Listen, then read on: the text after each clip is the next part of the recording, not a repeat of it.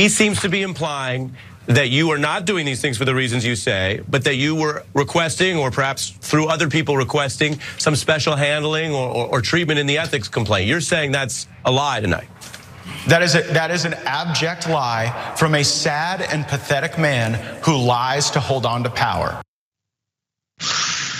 That would be one Speaker Kevin McCarthy that Representative Matt Gaetz is referring to. There he is being asked by Ari Melber why he made such a big stink on the House floor this week after the impeachment inquiry was announced by Kevin McCarthy, talking all about how Kevin McCarthy is not being true to the agreement that he made with the House Freedom Caucus. Remember, after that grueling 15-round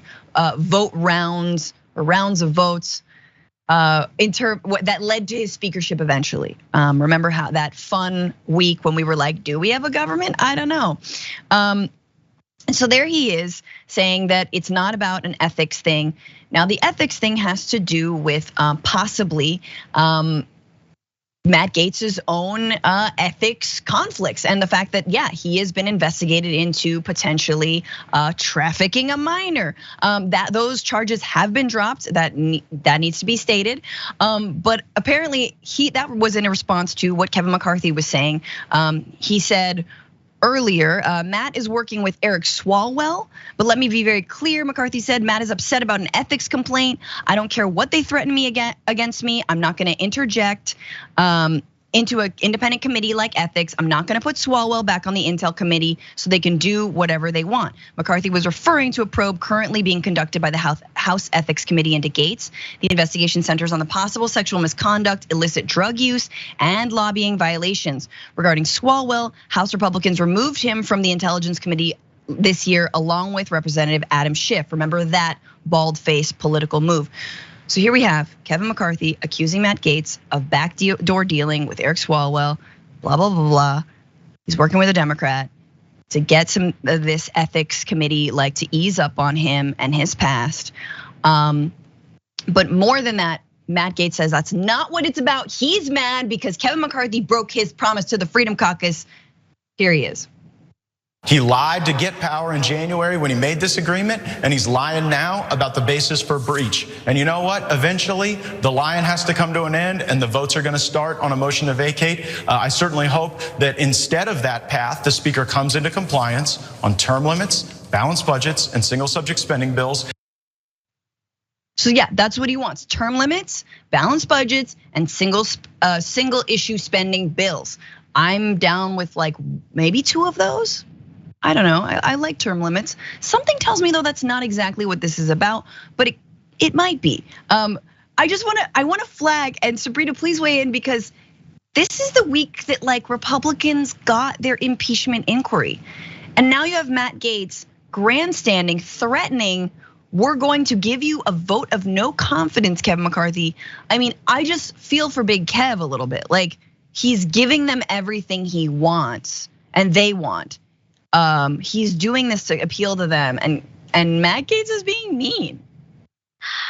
I'm kind of surprised that he's choosing right now to kind of pick a fight with McCarthy. It seems like, especially if this is the time when you're trying to go in on impeaching Joe Biden, you should probably have a little bit more of a united front.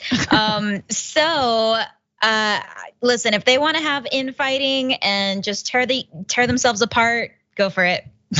No, but you're absolutely right. I mean, this is why it's a little bit of kind of like a planned distraction. You know what I mean? It's, again, we talk about the subpoena. Nobody's subpoenaing Hunter Biden over in this impeachment inquiry. They get what they want, and then they say, no, it's not good enough. They get the special counsel appointed, Weissner, right? And they say, no, not Weissner. He's not good. So whenever they get what they want, they move the goalpost, they distract, they change it up. So this is Matt Gaetz's opportunity, whether he's doing that to save his own hide because of this ethics investigation into his misconduct, or if it's just him trying to brand, or if it's just like no guys, we shouldn't actually go further in the impeachment inquiry. We should just focus. I don't know, like who knows? Maybe he's just jealous of McCarthy getting all the shine because he started the impeachment inquiry. It's not clear, but it is very fun, like you're saying, to see them not be able to unite around anything, even when, again, it should be Christmas morning for them. What's interesting though is he's referencing this deal. What was the deal? What did Kev promise Matt and the rest of the Freedom Caucus when they finally voted for him instead of Jim Jordan or whoever the hell else they wanted? This was according to, well, actually originally reported by Punchbowl News, but apparently there is a secret three-page addendum that McCarthy and his allies hashed out during those several days of grueling negotiations with the House Freedom Caucus. The pact includes the most controversial concessions McCarthy made in order to become Speaker: 3 seats on the Rules Committee for conservatives, freezing spending at 2022 levels, a debt ceiling strategy, coveting committee assignments, and more. Coveted committee assignments. It probably, if I'm gonna guess, it probably also was impeachment, but who knows? Here's Matt Gaetz finally. I apologize for subjecting you to so much Matt Gaetz, but here he is saying, nah, I don't even want the impeachment anymore. It's just for show.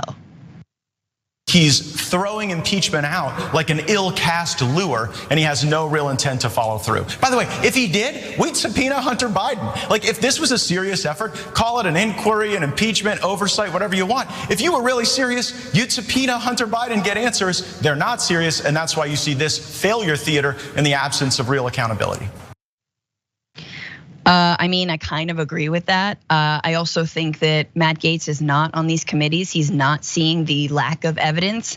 Maybe he would be changing his tune if he were James Comer and head of the House Oversight Committee and was like, oh, I'm gonna need more because I don't really have any line of questioning on Hunter Biden other than, so you say your eyes are blue, but aren't they a little green sometimes in the light? Like, it's just, but anyway, here they are. They're fighting. They're mad. It's not clear whether Marjorie Greene also joins him or Boebert or the other sort of idiots on the House Freedom Caucus. But this was already, Sabrina, sort of like a shot in the dark. It's not clear that this impeachment inquiry is what anybody wants, any voters, even though their god Donald Trump wants it. So then to also be sort of fighting as they're going into this, like you said, not the united front you might need. Well, I think Gaetz is probably trying to channel, Trump's angrier base to be like, look, see, these guys are in charge of the impeachment and they're too soft. They're not going to bat for you, but I will. So I think he's trying to flip it to his advantage. Absolutely, yeah. Of course. I mean, they hate Kevin McCarthy anyway. Nobody likes Kevin McCarthy. Kevin McCarthy doesn't like Kevin McCarthy. He's like, why am I Kevin McCarthy, man? Why can't I be AOC? That's what he says every morning when he looks in the mirror. But there he is, and this is what he's decided to do. So Godspeed to the inquiry. Have fun out there. Go get him. Go get Dark Brandon.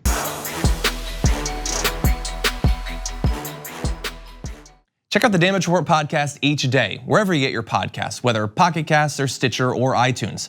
You can join me as I give you the news and stories you want, with a range of co-hosts and interview guests jumping in on the fun each day. Again, that's the Damage Report, wherever you get your podcasts. And if you get them at iTunes, don't forget to rate and review. Sometimes I'll read them live on the show.